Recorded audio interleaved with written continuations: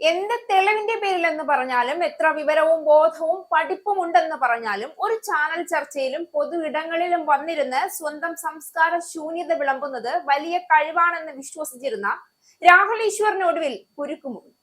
Indian ഭരണഘടനയെയും നിയമസംഹിതയെയും പോലും വെല്ലുവിളിച്ചുകൊണ്ട് പ്രമാദമായ കേരള രാഷ്ട്രീയത്തിൽ കോളിളക്കം സൃഷ്ടിച്ചുകൊണ്ടിരിക്കുന്ന രാഹുൽ മാങ്കൂട്ടത്തിൽ എന്ന യുവ നേതാവ് ഉൾപ്പെട്ട ലൈംഗികാരോപണ പരാതിയിൽ പരാതിക്കാരുടെ വിശദാംശങ്ങൾ വ്യക്തമാക്കുന്ന തരത്തിലുള്ള അഭിപ്രായ പ്രകടനങ്ങളാണ് രാഹുൽ ഈശ്വർ കഴിഞ്ഞ ദിവസങ്ങളിലൊക്കെ നടത്തിക്കൂട്ടിയത്.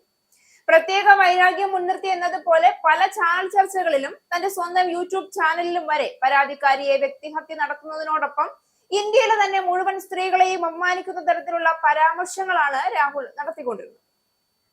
കേരളത്തിലെ പുരുഷന്മാർക്ക് വേണ്ടിയുള്ള ശബ്ദം എന്ന പേരിൽ രാഹുൽ നടത്തിയത് പച്ചയായ നിയമലംഘനം തന്നെയാണ്. പരാതിക്കാരി ഇരയോ രാഹുൽ മാങ്കൂട്ടത്തിൽ പ്രതിയോ എന്നുള്ളതല്ല ഇവിടെ വിഷയം. പക്ഷേ പൊതുവിടത്തിൽ വന്നിരുന്ന് സഭ്യമല്ലാത്തത് ഛർദ്ദിച്ചു വെക്കുന്നതിനെ പാണ്ഡിത്യം എന്ന് വിളിക്കാൻ കഴിയില്ല. അഭിപ്രായ പ്രകടനം ഏതൊരു ഇന്ത്യൻ പൗരന്റെയും മൗലികാവകാശമാണ്. പക്ഷെ അതിന് കൃത്യമായ മാന്യതയും അതിർവരമ്പുകളും ഉണ്ട് എന്ന് രാഹുൽ മറന്നുപോയതിനും ഇന്ത്യൻ നിയമത്തെ വെല്ലുവിളിച്ചതിനുമുള്ള ശിക്ഷയാണ് ഇപ്പോൾ അനുഭവിച്ചുകൊണ്ടിരിക്കുന്നത്. ശാരീരിക പീഡനവും മാനസിക പീഡനവും ഒരു സമൂഹത്തിന്റെ മനസ്സിനെ ഉലയ്ക്കുന്ന അതീവ ഗൗരവമുള്ള വിഷയങ്ങളാണ്. പ്രത്യേകിച്ച് അധികാരമുള്ളവർ, പൊതുവേദികളിൽ സംസാരിക്കുന്നവർ, രാഷ്ട്രീയ സാമൂഹിക സ്വാധീനമുള്ളവർ ഇത്തരം സംഭവങ്ങളെ പരിഹസിക്കുകയോ ഇരകളെ അപവാദത്തിന് വിധേയരാക്കുകയോ ചെയ്യുമ്പോൾ അതൊരു വ്യക്തിക്കെതിരെ മാത്രം ചെയ്യുന്ന ആക്രമണമല്ല, മറിച്ച് സമ്പൂർണ്ണ വനിതാ സമൂഹത്തിനെതിരെയുള്ള അവമതിപ്പും കൂടിയാണ്. ഇന്നത്തെ സമൂഹത്തിൽ സ്ത്രീകൾക്ക് അവരുടെ അനുഭവങ്ങളും വേദനകളും തുറന്നു പറയാൻ തുടങ്ങി കഴിഞ്ഞുവെങ്കിലും ഇനിയും അവരുടെ ശബ്ദത്തെ തകർക്കാൻ ശ്രമിക്കുന്നവരുണ്ട്. അതിന്റെ വെളിച്ചത്തിലാണ് ഏറ്റവും പുതിയ സംഭവ വികാസങ്ങളും സ്ത്രീകൾക്കെതിരായ ഭാഷാപരമായ ആക്രമണങ്ങളും സ്ത്രീകളെ അപകീർത്തിപ്പെടുത്തുന്ന പ്രസ്താവനകളും സമൂഹത്തിന്റെ നാഡിയെ തകർത്തുകൊണ്ടിരിക്കുന്നു. രാഹുൽ മാങ്കൂട്ടത്തിനെതിരായ ലൈംഗികാതിക്രമ ആരോപണങ്ങൾ ഉയർന്നപ്പോൾ ഇര ധൈര്യത്തോടെ മുന്നോട്ട് വന്നത് സമൂഹം ശ്രദ്ധിക്കേണ്ട ഒരു വലിയ മുന്നേറ്റമായിരുന്നു. ഇത്തരമൊരു കേസിലെ അന്വേഷണം നിയമം കൈകാര്യം ചെയ്യട്ടെ, തെളിവുകളും സാക്ഷികളും കോടതിയിലാണ് വിലയിരുത്തപ്പെടേണ്ടത്.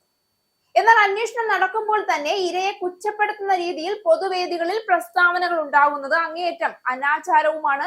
സ്ത്രീയുടെ മാനസിക സുരക്ഷയ്ക്കും അതിക്രമണത്തിനിരയായ മറ്റനവധി സ്ത്രീകളുടെ ധൈര്യത്തിനും തിരിച്ചടിയുമാണ്. ലൈംഗിക പീഡന കേസുകളിൽ സ്ത്രീകളെ അപമാനിക്കുകയോ കുറ്റപ്പെടുത്തുകയോ ചെയ്യുന്നത് ഒരു വലിയ സാമൂഹിക കുറ്റമാണ്.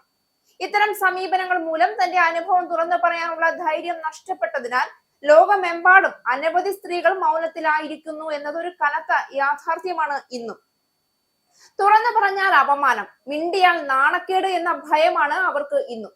ഈ അന്തരീക്ഷത്തിലാണ് സ്ത്രീകളെ പിന്തുണയ്ക്കുന്ന ശബ്ദം ഉറക്കെ ഉച്ചരിക്കേണ്ടത്. ഈ കേസിൽ ഉയർന്നു വന്ന മറ്റൊരു പ്രധാന പ്രശ്നം വിക്ടിം ഷെയ്മിംഗ് ആണ്. ഇത് സ്ത്രീകളെ മനുഷ്യരെന്ന നിലയിൽ കാണാതെ അവരുടെ വേദനയെ ഒരു രാഷ്ട്രീയ സാമൂഹിക ആയുധമായാണ് ഉപയോഗിക്കുന്നതെന്നത് വ്യക്തമാക്കും. സ്ത്രീകൾ മുന്നോട്ട് വന്നാൽ അവരെ സംരക്ഷിക്കണമെന്നും അവരുടെ ശബ്ദം കേൾക്കപ്പെടണമെന്നും അവരുടെ സുരക്ഷ ഉറപ്പാക്കണമെന്നും സമൂഹം ഉറച്ച നിലപാടെടുക്കേണ്ടത് ഇവിടെയൊക്കെ തീർത്തും അനിവാര്യമാണ്. ഇത്തരമൊരു കേസിൽ ആരാണ് ആരോപണ വിധേയൻ എന്നതോ അതിന്റെ രാഷ്ട്രീയ ബന്ധം എന്താണെന്നതോ പ്രധാനമല്ല.